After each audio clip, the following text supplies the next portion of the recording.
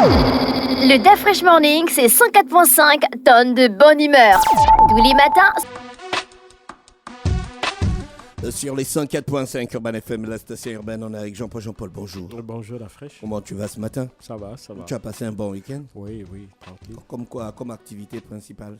La routine, j'en ai profité pour aller rendre. Tu as la routine la semaine, tu ne peux pas avoir la routine le week-end. Non, mais bon, quand j'ai eu la routine, le vendredi, j'étais à un décès, vendredi soir, et puis bon, samedi, j'en ai profité pour me retrouver un peu en famille. Voilà. Souvent, tu ne te retrouves pas en famille. Non, avec des membres de mes frères et sœurs. Nous nous sommes retrouvés dans un cadre purement festif et familial. On n'avait pas encore eu l'occasion de tous se retrouver ensemble depuis le début de l'année, donc voilà, c'est tout.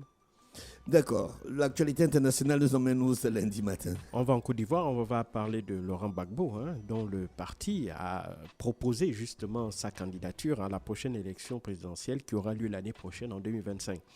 Il faut savoir que Laurent Gbagbo n'est plus le président du Front populaire ivoirien, c'est maintenant Pascal Affi-N'Guessan qui est à la tête de ce parti, mais lorsqu'il est rentré en Côte d'Ivoire en 2021, il avait mis sur pied un nouveau parti, le Parti des peuples africains de Côte d'Ivoire, le PPACI. Alors, donc, son comité central s'est réuni de façon extraordinaire hier et donc a fait la proposition à Laurent Gbagbo qu'il a accepté de porter ses couleurs lors de l'élection présidentielle de l'année prochaine. Il faut savoir déjà que le PPACI avait participé aux élections régionales et municipales qui s'étaient déroulées en septembre dernier, même s'il n'avait pas eu les résultats espérés. Le PPACI n'avait pas opéré une véritable percée dans le paysage politique ivoirien et même Laurent Gbagbo avait contesté la crédibilité de ces résultats-là. N'empêche que ce sont ces résultats-là qui ont été maintenus. Reste maintenant à savoir la question de sa participation effective à cette prochaine élection. Il ne faut pas oublier que en 2018, Laurent Gbagbo avait été condamné pour son rôle présumé dans le casse de la Banque centrale, la Banque des États de l'Afrique centrale en 2011. Et donc, de ce fait, il avait été seulement gracié en 2022 par Alassane Ouattara. Donc, ça veut dire qu'il ne purgeait plus sa peine, mais cette condamnation restait donc inscrite sur son casier judiciaire. Et de ce fait, ses droits civiques et politiques avaient été suspendus. Et donc, de ce fait aussi, il avait été retiré de la liste électorale et donc n'avait pas pu participer aux dernières élections régionales et municipales de septembre dernier. Depuis lors, ses avocats et lui se battent auprès de la justice, justement pour essayer de réhabiliter Laurent Gbagbo. Ils avaient déjà obtenu une première victoire au niveau de la Cour de justice de la CEDEAO, mais il faut savoir que les décisions de cette Cour de justice-là elles n'ont pas un caractère coercitif, c'est-à-dire que les États ne sont pas obligés de les mettre en application. Et donc, jusqu'à présent, la justice ivoirienne a refusé de suivre, si tu veux, la direction de la Cour de justice de la CEDEAO. Et donc, Laurent Gbagbo se bat pour voir son nom de nouveau figurer sur les listes électorales. Et pour ses proches, justement, ils estiment que la question n'est pas juridique, mais elle est politique. Parce qu'ils estiment que cette condamnation, déjà il faut rappeler les faits, c'est que Laurent Gbagbo avait été jugé en 2018 par contumace. Il n'était pas là, il était encore à La Haye, où il était poursuivi pour des accusations de crimes de guerre et de violation des droits de l'homme lors de la grave crise post-électorale de 2010. Et donc, il avait été arrêté en 2011. Il y était resté jusqu'en 2021 à La Haye où il était sorti blanchi de toute accusation. Et donc, pour les partisans de Laurent Gbagbo, cette condamnation de 2018, en fait, n'est que politique. Et même s'il y a eu une grâce qui avait été accordée à un certain nombre d'hommes politiques, dernièrement en décembre par Alassane Dramane Ouattara, à l'égard aussi de certains proches de Laurent Gbagbo, n'empêche que pour les partisans de Laurent Gbagbo, il faut que cette loi, que cette grâce aille vers une amnistie afin de permettre à ce que tous les Ivoiriens puissent participer au prochain au jeu électoral que représente l'élection de l'année prochaine. Parce qu'il n'y a pas que Laurent Gbagbo qui est concerné aussi par cette question-là. Il y a un certain nombre d'acteurs tels que Guillaume Soro, qui est encore en exil du côté de Niamey au Niger. Et donc la question de ces exilés politiques-là et leur possibilité et la possibilité qui devrait leur être offerte de participer aux prochaines échéances électorales, notamment l'élection présidentielle l'année prochaine, a tout son sens.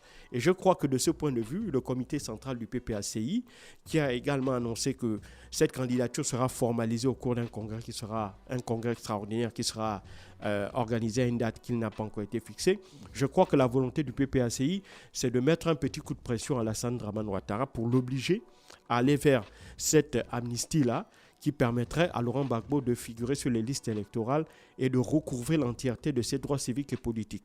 Puisqu'ils estiment que, comme je l'ai dit, le problème n'est pas juridique, il est politique. Et donc, il faut mettre un coup de pression politique pour justement pousser le pouvoir judiciaire à revenir sur sa décision. Maintenant, est-ce que ça va prendre? Est-ce que ça va marcher? Pour le moment, il serait prématuré de pouvoir prendre une position claire. Mais ce qui est sûr, c'est que la stratégie maintenant du PPACI est claire, elle est avancée. Il s'agit maintenant d'aller vers un bras de fer politique pour essayer de pousser le gouvernement et le président Alassane Dramane Ouattara vers la mise en place d'un dialogue national inclusif dans lequel il va être question justement du futur politique de la Côte d'Ivoire, parce qu'il ne faut pas aussi oublier que le paysage est en train de changer, avec l'arrivée par exemple de Tidjane Thiam qui a pris la présidence du Parti démocratique de Côte d'Ivoire, l'ancien parti au pouvoir aussi, d'Henri Konan Bédié. Et donc, ces nouveaux acteurs-là, même si pour le moment Tidjane Thiam n'a pas encore annoncé officiellement s'il sera candidat lors de l'élection présidentielle de 2025, il est clair que Laurent Gbagbo sait que ses chances de remporter cette élection sont moindres parce qu'Alassane Dramane Ouattara est là, il est bien installé et la Constitution lui autorise de pouvoir concourir à cette élection l'année prochaine. Donc, il vient quand même avec une certaine avance. Et en plus, il faut bien constater que le PPACI n'a pas obtenu les résultats qu'ils espéraient énormément lors des dernières élections, ce qui freine un peu sa capacité à pouvoir véritablement prétendre accéder au pouvoir suprême.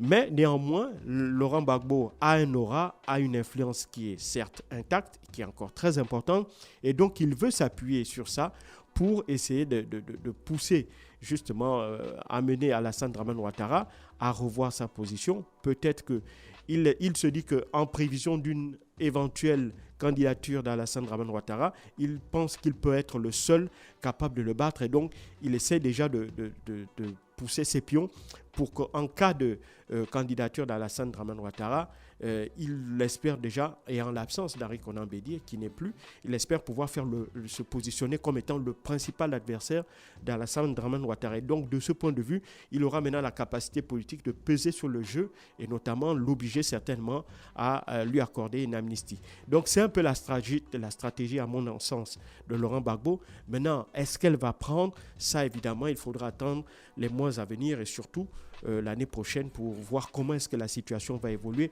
quel positionnement va adopter Tidjane Thiam, est-ce qu'il sera candidat, et s'il est candidat, ça change aussi la chose parce que lui aussi il jouit d'un aura certain auprès des Ivoiriens. C'est un intellectuel qui est chevronné, dont la compétence est reconnue à travers le monde entier.